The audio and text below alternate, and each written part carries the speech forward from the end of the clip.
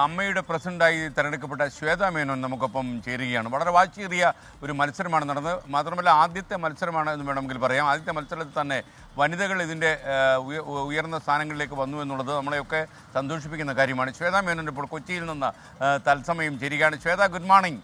ആദ്യം congratulations from Calicut. ഞാൻ കോഴിക്കോടാണ് ഇപ്പോൾ ഉള്ളത്. Good morning. ശരിക്കും ഒരു വനിത. ഓക്കെ.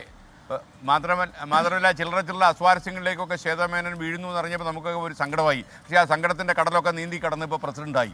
അപ്പോൾ ഒരു വലിയ പ്രസിഡൻ്റായിട്ട് ഇങ്ങനെ നിൽക്കുക, നന്നായി. അപ്പോൾ അമ്മ പ്രസിഡൻ്റായി ഒരു വനിത, എന്ത് തോന്നുന്നു? Thank you ശ്രീയേട്ട.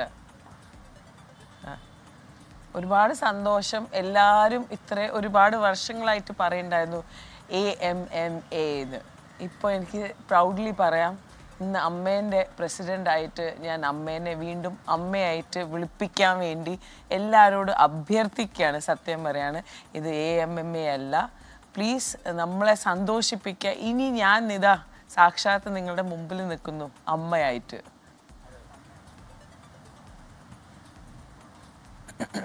ഇപ്പോൾ നമ്മൾ വേറെ രീതിയിൽ പറഞ്ഞു കഴിഞ്ഞാൽ അമ്മയുടെ പ്രസിഡൻ്റായിട്ടൊരു അമ്മ വന്നു ആദ്യമായിട്ട്. എങ്ങനെയുണ്ടത്? സത്യം, നല്ല ഫീലിംഗ് ആണ്. നല്ല ഫീലിംഗ്. എന്തായാലും ശ്വേതയ്ക്കൊരു അമ്മയുടെ ഭരണസാരഥ്യം വഹിച്ചൊരു പരിചയമൊക്കെ ഉണ്ട്. വൈസ് പ്രസിഡന്റ് ആയിരുന്നു, അന്നൊക്കെ വളരെ സജീവമായിരുന്നു. ഇടവേളയ്ക്കൊപ്പം ഇടവേള ഇല്ലാതെ ഓടി നടക്കുകയായിരുന്നു ശ്വേതയും. അപ്പോൾ മാത്രമല്ല ശ്വേത എപ്പോഴും ഇങ്ങനെയുള്ള കാര്യങ്ങളെക്കുറിച്ച് കാര്യക്ഷമത കാണിച്ചിട്ടുള്ള ഒരു അഭിനേത്രിയാണല്ലോ. അപ്പോൾ ഇത് അതേസമയം അമ്മയിലെ പ്രശ്നങ്ങൾ, ഒരുപാട് ആർട്ടിസ്റ്റിന് അവസരം കിട്ടുന്നില്ല, പലപ്പോഴും ബോക്സ് ഓഫീസിൽ പല സിനിമകളും പരാജയപ്പെടുന്നു. ഇങ്ങനെ 100 പ്രശ്നങ്ങൾ നമ്മുടെ താരങ്ങളെ അലട്ടുന്ന ഒരു സമയത്താണ് താങ്കൾ പ്രസിഡൻ്റായി മാറുന്നത്. അപ്പോൾ ഈ പ്രശ്നങ്ങളോടൊക്കെയുള്ള പുതിയ പ്രസിഡന്റ് സമീപനം എങ്ങനെയായിരിക്കും? ഏത് രീതിയിലൊക്കെയാണ് ഇപ്പോൾ അമ്മ നേരിടുന്ന ആഭ്യന്തര പ്രശ്നങ്ങളെയൊക്കെ കൈകാര്യം ചെയ്യാൻ ശ്വേത പോകുന്നത്? ശ്രീയേട്ട, ഒരു കാര്യം മനസ്സിലായിട്ടുണ്ട്, ഒരു നല്ലൊരു ലിസണർ ആവണം, കേൾക്കാനുള്ള കേൾവി ഉണ്ടാവണം. അതാണ് ഇപ്പോഴത്തെ എൻ്റെ ഏറ്റവും വലിയ എജൻഡ. ബിക്കോസ് എല്ലാം ഒരു പേഷ്യൻസ് ആയിട്ട് നമ്മളെല്ലാം കേട്ട് പ്രശ്നങ്ങൾ എങ്ങനെ ചർച്ച ചെയ്തിട്ട് അത് പരിഗണിക്കാൻ പറ്റും. ഒരുപാട് നമ്മൾ പറയില്ലേ, ഒരു കമ്മ്യൂണിക്കേഷൻ വഴി നമുക്ക് ഒരുപാട് കാര്യങ്ങൾ സോൾവ് ചെയ്യാം. അപ്പോൾ അതാണ് എൻ്റെ ആദ്യത്തെ principle and agenda for anything and everything. ഇനി മുതൽ ലിസൺ.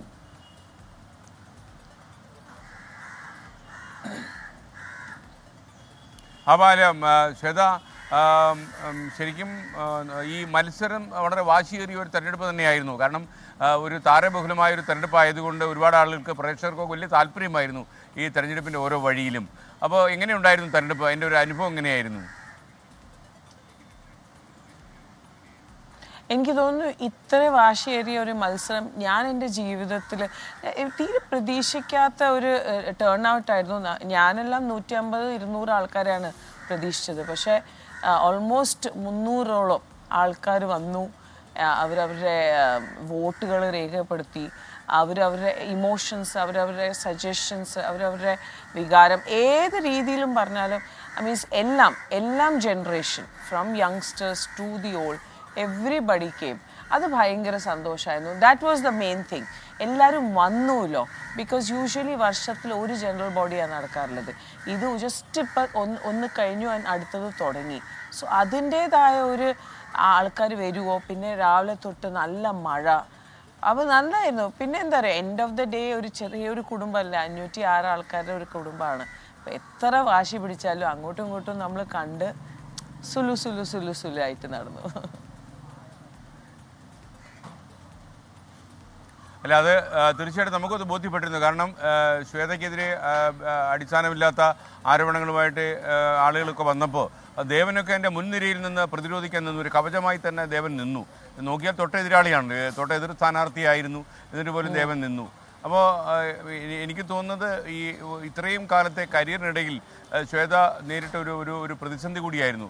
അപ്പോൾ ശ്വേത ഇതിനകത്ത് നിയമ നടപടികളുമായിട്ട് മുന്നോട്ട് പോകുമോ? കാരണം ഇങ്ങനെയുള്ള കാര്യങ്ങൾ ആൾക്കാർ ചെയ്യാൻ പാടില്ല.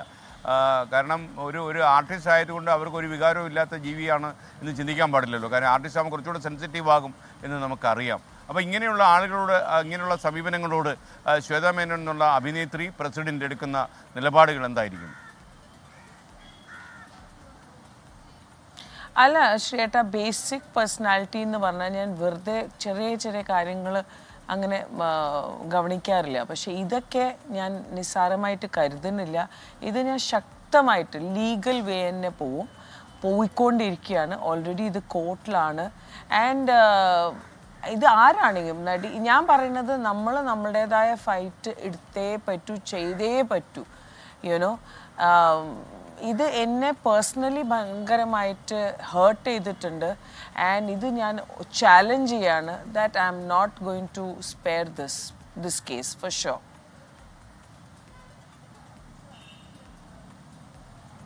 അല്ല, എനിക്കറിയാം ശ്വേത എത്രമാത്രം മാനസികമായി തളർന്നു പോയെന്ന്. കാരണം ഞാൻ ഇടയ്ക്ക് ശ്വേതയെന്ന് വിളിക്കുമ്പോൾ ശ്വേതയ്ക്ക് സംസാരിക്കാൻ പോലും പറ്റാത്തൊരു മാനസികാവസ്ഥയിലായിരുന്നു. അപ്പോൾ ഞാനൊരു വാർത്തയ്ക്ക് വേണ്ടി സമീപിച്ചതുമല്ല. ഞാൻ എന്താണ് ശ്വേതാ മേനോൻ എന്നുള്ള അഭിനേത്രിയുടെ ഇപ്പോഴത്തെ അവസ്ഥ, ഇത്തരം പ്രതിസന്ധികളെ കരിയറിലുണ്ടാകുമ്പോൾ അതിനെ സധൈര്യം നേരിടണമെന്ന് ഒരു പ്രായമായ മനുഷ്യൻ എന്നുള്ള നിലയിൽ ഒന്ന് ഉപദേശിക്കാൻ വേണ്ടി വിളിച്ചതായിരുന്നു. അപ്പോൾ അപ്പോഴും എനിക്ക് ശ്വേതയുടെ ഒരു മാനസികാവസ്ഥ കണ്ടിട്ട് എനിക്ക് വല്ലാത്ത സങ്കടം തോന്നി. കാര്യം പൊതുരംഗത്തൊക്കെ നിൽക്കുന്ന ഇങ്ങനെയുള്ള അഭിനേത്രികളൊക്കെ ഇങ്ങനെ ആളുകൾ ചവിട്ടി തേക്കാമോ എന്നുള്ള ഒരു ചോദ്യം ഉണ്ടാകുന്നു. എങ്ങനെയാണ് ശ്വേതയ്ക്ക് ഈ ഒരു അവസ്ഥ കടന്നു പോകാൻ പറ്റി? ഇപ്പോൾ ശ്വേത ബോൾഡായിട്ടുണ്ട്, എനിക്കറിയാം. ഈ നിയമപരമായ നടപടികളുമായിട്ട് കരുത്തോടെ മുന്നോട്ട് പോകാനൊക്കെ തീരുമാനിക്കുമ്പോൾ ആ മനസ്സിന് ഒരു ചാഞ്ചല്യമൊക്കെ മാറിയെന്ന് എനിക്ക് മനസ്സിലായി. അപ്പോൾ ആ സമയത്ത് എന്തായിരുന്നു ഒരു അവസ്ഥ? നമ്മുടെ ജനങ്ങൾ അറിയട്ടെ. കാര്യം ഒരു സ്ത്രീയോടൊക്കെ ഇങ്ങനെ സമൂഹം പെരുമാറാൻ പാടുണ്ട്. സമൂഹമില്ല, ഒറ്റയാൾ പട്ടാളം പോലെ ഒരാൾ. അല്ല, ഒന്നാണെങ്കിൽ ആദ്യമായിട്ട് ഞാൻ 24-നെയും നന്ദി പറയാണ്, എല്ലാ ന്യൂസ് ചാനൽസിനെയും നന്ദി പറയാണ്. നന്നായിട്ട് മീഡിയ സപ്പോർട്ട് ചെയ്തിട്ടുണ്ട്. പിന്നെ എൻ്റെ പിന്നിൽ നിൽക്കുന്ന ഒരു വലിയൊരു എന്താ പറയുക, അമ്മ എന്ന സംഘടന ഫുൾ എൻ്റെ കൂടെ ഉണ്ടായിരുന്നു. ബാക്കി ഫെഫ്ക എല്ലാവരും ഉണ്ടായിരുന്നു. മാക്ട, ഐ മീൻസ് എനിക്ക് സത്യം പറഞ്ഞാൽ പറയാൻ അറിയില്ല ആരൊക്കെയാണ്, ഞാൻ ചിലപ്പോൾ മറന്നുപോകും. ഫാൻസ് ഉണ്ടായിരുന്നു. പക്ഷേ ഇതെല്ലാം ഉപരി എൻ്റെ ഫാമിലി ഉണ്ടായിരുന്നു. I have to say thank you to my husband. ശ്രീ ഭയങ്കര കട്ടയ്ക്ക് എൻ്റെ കൂടെ നിന്നിട്ടുണ്ട്. അപ്പോൾ എന്താ പറയുക, അത് എപ്പോഴും ഫാമിലി ബാക്കിങ് എനിക്ക് നല്ല സ്ട്രോങ് ആയിട്ടുണ്ടായതുകൊണ്ടാണ് ഇന്ന് ഞാൻ ഇവിടെ ഇരിക്കുന്നത്. സോ അതിൻ്റെ ഭയങ്കര ഒരു സന്തോഷമുണ്ട്.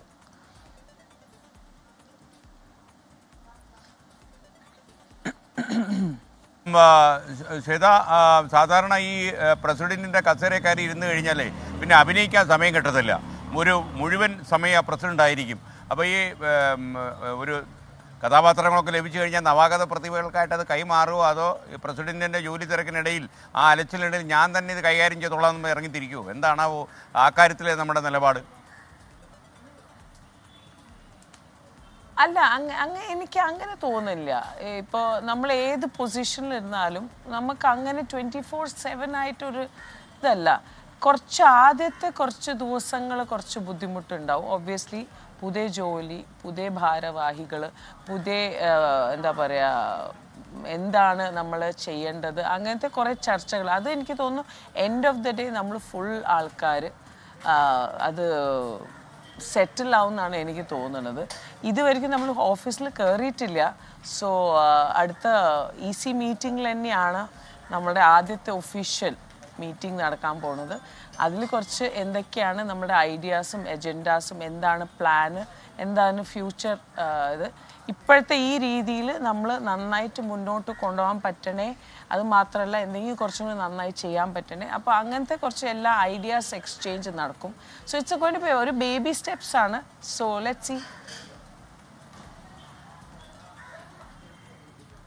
ഈ അമ്മയിൽ നിന്ന് പിണങ്ങി നിൽക്കുന്ന കുറച്ച് ആളുകളുണ്ടല്ലോ, അമ്മയിൽ നിന്ന് പോയ ആൾക്കാർ, അവരെ തിരിച്ചു കൊണ്ടുവരാൻ, കാരണം ഇതൊക്കെ എന്ന് വെച്ചാൽ ആർട്ടിസ്റ്റിൻ്റെ പ്രശ്നങ്ങളാണല്ലോ. അപ്പോൾ അത് ഒരു വനിതയാകുമ്പോൾ താങ്കൾ കൂടുതൽ കാര്യങ്ങൾ മനസ്സിലാകുമെന്ന് ഞാൻ മനസ്സിലാക്കുന്നു. അപ്പോൾ അവരെയൊക്കെ തിരിച്ചു കൊണ്ടുവന്ന ഒരു സമവായത്തിൻ്റെ ചുറ്റുപാടിലേക്ക് വളർത്തി അമ്മയ്ക്ക് കുറച്ചുകൂടി കരുത്ത് കൊടുക്കാൻ, ആ സംഘടനയെ കുറച്ചുകൂടി ശക്തി പകരാൻ പുതിയ പ്രസിഡന്റ് ശ്രമിക്കുമോ? എന്തായിരിക്കും അതിലെ ആ കാര്യത്തിലെ സ്വീകരിക്കുന്ന സമീപനം? ഉറപ്പായിട്ട് ഞാൻ ഇപ്പോഴും പറയുന്നത്, എൻഡ് ഓഫ് ദി ഡേ നമ്മളെല്ലാവരും ഒരേ കരിയർ, ഒരേ ഫീൽഡിലാണ്, കലീഗ്സാണ്, ഫ്രണ്ട്സാണ്. ആൻഡ് അവരെല്ലാവരും എന്നെ പേഴ്സണലി സപ്പോർട്ട് ചെയ്തിട്ടുമുണ്ട്. സോ ഓട്ടോമാറ്റിക്കലി അതെന്നെ അറിയാം, നമ്മൾ അങ്ങോട്ടും ഇങ്ങോട്ടും ഒരു എൻകറേജ്മെൻറ്റ് ചെയ്യുന്ന ഒരു മീഡിയം ആയതുകൊണ്ട് എന്തായാലും ഇന്നും പറയാണ്, they are most welcome. In case അവർക്ക് എന്നെ ഞാൻ അവിടെ പേഴ്സണലി അവരെ പോയിട്ട് വിളിക്കണമെങ്കിൽ I will personally go. അത് ഉറപ്പാണ്. എനിക്ക് അങ്ങനെ ഒരു I don't feel ashamed.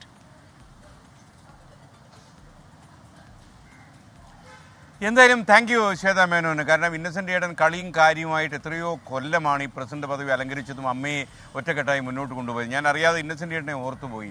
Innocent ഏടൻ ഉപേക്ഷിച്ച് പോയ കസേര നമുക്ക് വീണ്ടെടുക്കാൻ കഴിയില്ല. കാര്യം അദ്ദേഹം ഒരു ഓൾറൗണ്ടർ ആയിരുന്നു. എന്നാൽ ശ്വേതയ്ക്ക് വേറൊരു രീതിയിൽ അദ്ദേഹത്തെ പോലെ തന്നെ കാര്യക്ഷമതയുള്ള ഒരു പ്രസിഡന്റായി മാറാൻ കഴിയുമെന്നാണ് എൻ്റെ പ്രതീക്ഷ. അങ്ങനെയുള്ള എല്ലാ അവസരങ്ങളും ഉണ്ടാകട്ടെ. എല്ലാ ആശംസകളും നമ്മൾ കൂടെയുണ്ട്. Thank you Shweta. Thank you. Thank you, thank you, thank you, Shriyata. Thank you.